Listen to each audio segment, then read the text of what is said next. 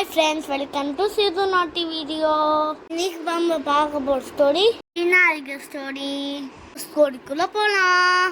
விநாயகர் யானை முகம் கடவுள். அவர்தான் எல்லாத்துக்குமே முதல் கடவுள். அவர் எப்படி பிறந்தாரு உங்களுக்கு தெரியுமா? நான் சொல்றேன். ஒரு தடவை பார்வதி தேவி போனாங்க. அப்போ சிவனோட வாகனம் நந்திய காவல் இருக்குன்னு சொன்னாங்க. அவரும் வெளியே உட்காந்துட்டு இருந்தாரு. திடீர்னு சிவன் வந்துட்டாரு.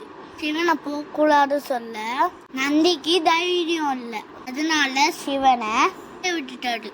பார்த்த பார்வதி தேவிக்கு கோவம் வந்துடுச்சு. நம்மளுக்கு ஒரு காவவாடி கண்டிப்பா வேணும்.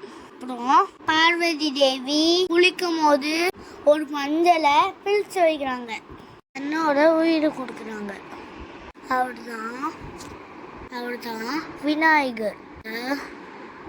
பார்வதி தேவி ஒரு தடவை காவலுக்கு வித்துட்டு போறாங்க. இப்போ சிவன் வராது. சிவனை உள்ள விட மாட்டேங்கிறாரு. எனக்கு பயங்கர கோபம். என்னோட வீட்டுல நான் போக கூடாதான். நீ யாரு அப்படி சிவன் விநாயகரோட தலைய வெட்டிடுவாரு. பார்வதி தேவி பார்த்துட்டு பயங்கரமா கோபப்பட்டுட்டு உலகத்துல இருக்கிற எல்லாத்தையும் அழிப்பாங்க. அம்மா படைச்ச எல்லாத்தையும் பார்வதி தேவி இப்படி அழிக்கிறாங்களே பயந்துட்டு சிவன் கிட்ட வருவாரு. இவனும் பார்வதிக்கு தேவி கிட்ட நான் பண்ணது தப்பு தான், என்னை மன்னிச்சிடு. அப்ப பார்வதி தேவி 2 கட்டளை இடுவாங்க.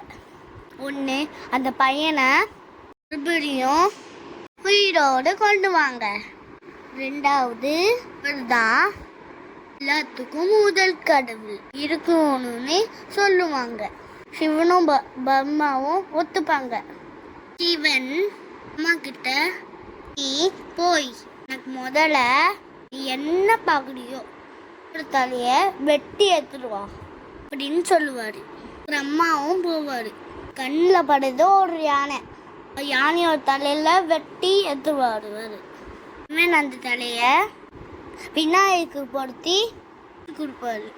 பார்வதி தேவியும் சந்தோஷமா ஆவாங்க.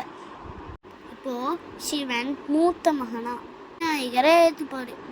தான் விநாயகர் பிறந்த ஸ்டோரி. Thank you friends. லைக் பண்ணுங்க, ஷேர் பண்ணுங்க, சப்ஸ்கிரைப் பண்ணுங்க. இந்த வீடியோ பிடிச்சிருந்தா லைக் பண்ணுங்க, கமெண்ட் பண்ணுங்க. தேங்க்யூ. Bye friends.